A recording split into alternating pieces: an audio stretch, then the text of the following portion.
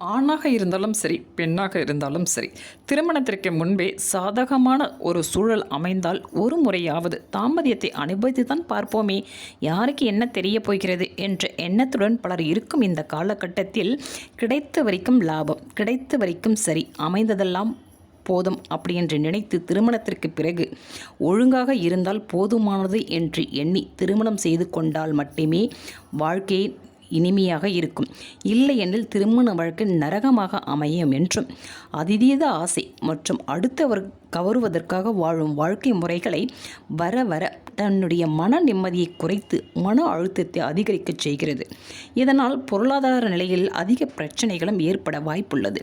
இக்காலத்தில் இது ஒரு சர்வசாதாரணமாக மாறிவிட்டது என்றும், இவற்றிலிருந்து விடுபட்டு நல்ல ஒழுக்கமான வாழ்க்கை அமைத்து அவரவர் விட்டு கொடுத்து அனுசரித்து வாழும் வாழ்க்கையே நல்ல வாழ்க்கை என்றும் நான் கூற விரும்புகிறேன். நன்றி. நான் என்றென்றும் உங்கள் சகி ஆர்.